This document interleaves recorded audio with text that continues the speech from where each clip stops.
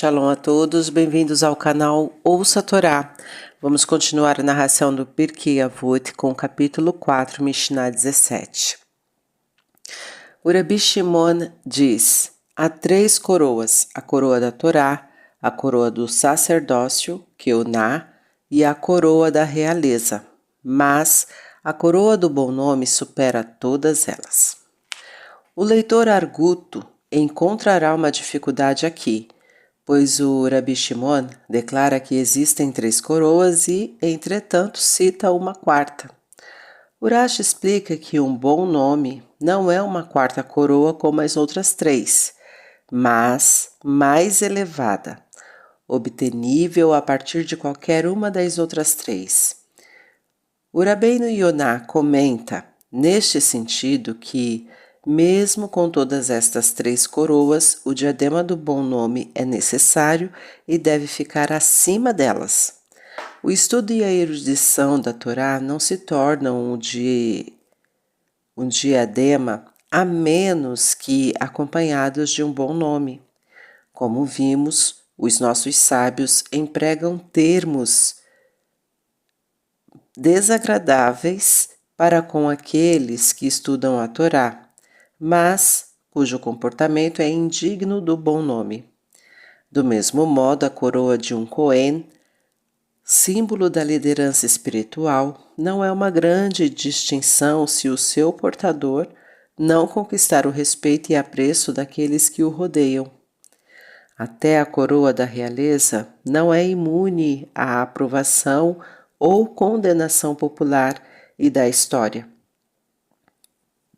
Em cada uma destas coroas há lugar e a necessidade de uma super coroa, a do bom nome. Ainda podemos inverter e considerar outra perspectiva. Um bom nome isoladamente pode ser uma honra oca e sem substância. A pessoa pode ser um modelo de cortesia e boas maneiras e pagar os seus impostos em dia até que todos que o conheçam o queiram colocá-lo num pedestal, mas talvez não tenha feito nada de valor em toda a sua vida. Chaim Weizmann disse: mostre-me um homem que não tenha errado e eu lhes mostrarei um homem que nada fez. Mas, se a pessoa desenvolver um amor pelo estudo e se converter num excelente conhecedor da Torá, obterá uma base sólida e firme para a super coroa do bom nome. A coroa do Cohen foi outorgada originalmente ao irmão de Moisés, a Arão, que fundou uma longa dinastia de Coanim, que serviu no tabernáculo, Mishkan, e no templo sagrado. Tecnicamente, esta coroa brilhou e reluziu em todo o seu esplendor até a destruição do Beit HaMikdash. Mas o ideal para nós, estabelecido pelo Criador, é: vós sereis para mim um reino de Coanim. Em certo sentido, devemos ser todos Coanim, sacerdotes, para atender e servir a sua glória. Pois a destruição do templo sagrado, este ideal ou imperativo divino, adotou outra forma concreta. Todo aquele que lavar as mãos, colocar os tefilim, filactérios, recitar o Shema e rezar, a Escritura lhe concede um mérito como se tivesse construído um altar e nele elevado uma oferenda. E enquanto existia o santuário, o altar trazia expiação ao povo de Israel. Agora é a mesa na qual o ser humano come que traz expiação. Devemos estar conscientes de que em nossas orações e na nossa mesa, o manto do Cohen agora repousa sobre nós. E tudo o que fazemos, seja orar ou comer, deve ser em serviço e adoração perante a sua presença, para nos dotar da sua graça. Tenhamos em conta as palavras da Escritura. Em todos teus caminhos reconhece-o. Lenta, mas certamente consideremos todas as nossas atividades como parte abençoada de um serviço sagrado diante do céu misericordioso e construiremos uma coroa com base sólida para o diadema do bom nome. Finalmente, existe a coroa da realeza, símbolo do seleto grupo dos ocupantes do trono de Israel, mas o Midrash está repleto de parábolas de reis e príncipes, nas quais o rei sempre simboliza o eterno e o príncipe, o povo judeu.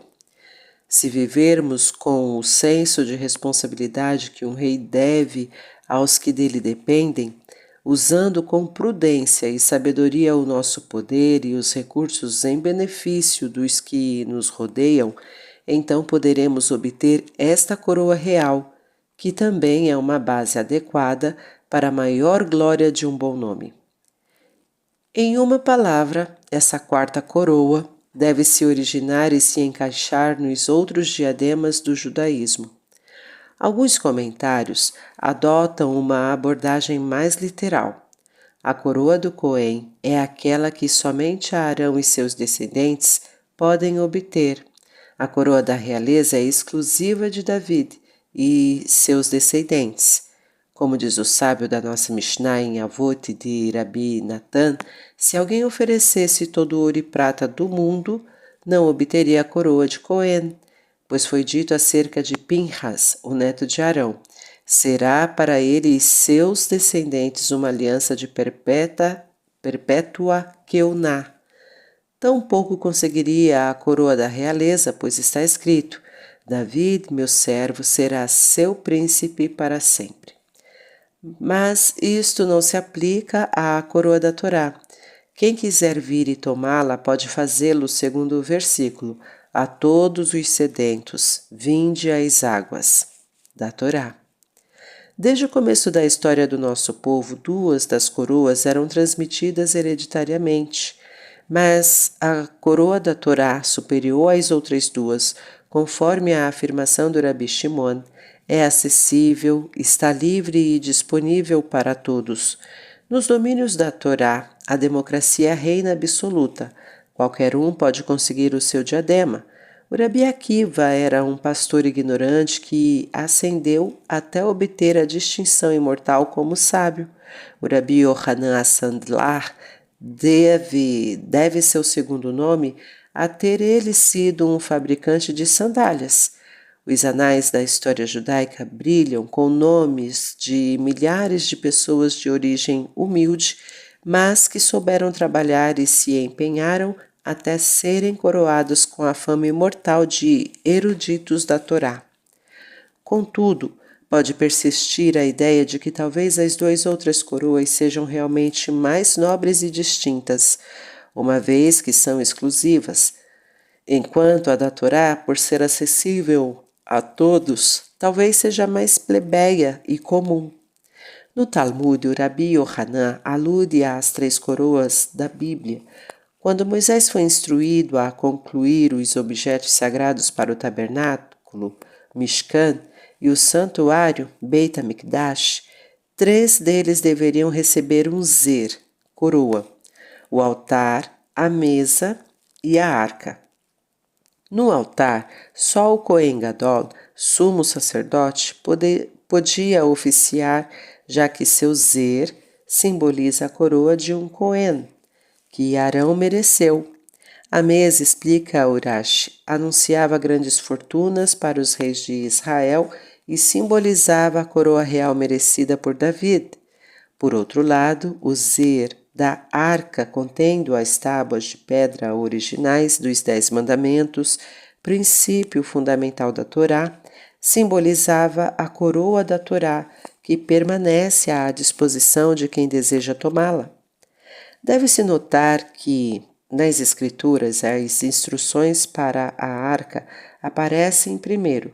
O Rabbeinu Ioná observa em seu comentário que, enquanto o altar para o incenso e a mesa ficavam na primeira câmara, a parte sagrada, a arca, ficava na segunda câmara, o Santo dos Santos, insinuando que a coroa da Torá ocupa a posição mais elevada.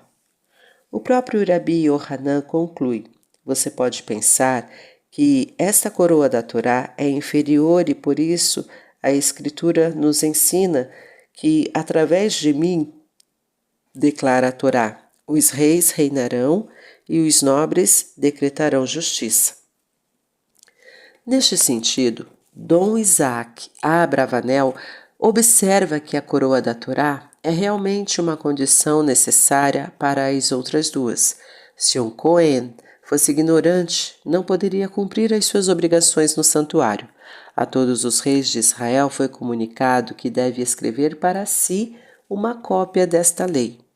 E a terá consigo e a lerá todos os dias de sua vida para que possa ser guiado por seus preceitos e espírito. Este tema encontra eco em Avot de Rabi Natan.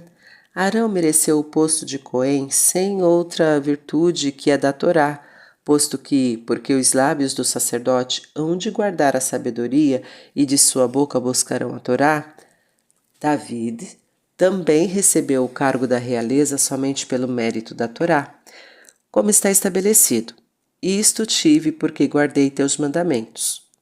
A realeza e o cargo de Cohen só podem ser considerados coroas em Israel quando baseados na Torá. Se quisermos procurar outra prova de que o diadema da Torá é o mais sublime, podemos encontrá-la, como diz o comentário do Sefer Mussar, numa regra da Mishnah. Ao render as honras tradicionais, o estudioso da Torá de nascimento ilegítimo, devido a uma união proibida, precede ao Cohen Gadol, ignorante. O mesmo ocorre, diz o Sefer Mussar, se o ignorante é um rei. Mais ainda, de acordo com certos exegetas, o caminho para ascender à supercoroa do bom nome passa pela Torá. A reputação que uma pessoa obtém devido à sua devoção à nossa herança da palavra divina é, em última instância, o único bom nome merecido. Para obter uma visão mais ampla, diremos que as três coroas do nosso texto correspondem aos três modos de vida religiosa sobre os quais se diz que o mundo está baseado: Torá, estudo e observância; Avodá, serviço religioso; e Gemilut Hassadim, atos benevolentes. O comentário Yen Levanon explica isso desta forma: a Torá nos foi entregue para que a estudemos e conheçamos para atingir um desenvolvimento espiritual e o autodesenvolvimento. Assim, sua primeira aplicação abrange a relação do homem consigo mesmo. O papel do Cohen no santuário implica na relação entre homem e seu Criador, enquanto a lei do soberano se estabelece para a relação entre homem e seu próximo. Assim, a ordem das coroas na nossa Mishnah adquire importância. Se desejarmos honrar e nos ligarmos ao Todo-Poderoso sem a luz orientadora da Torá escrita e oral, podemos tropeçar e provocar um desastre, como aconteceu a outros. E, se colocarmos os problemas sociais relativos ao bem-estar físico acima da Torá, sua observância e os serviços religiosos, isto não traz nenhum bom augúrio para a nossa futura identidade e existência. Portanto, voltamos ao pensamento de que todas as coroas existem para que nós as adquiramos.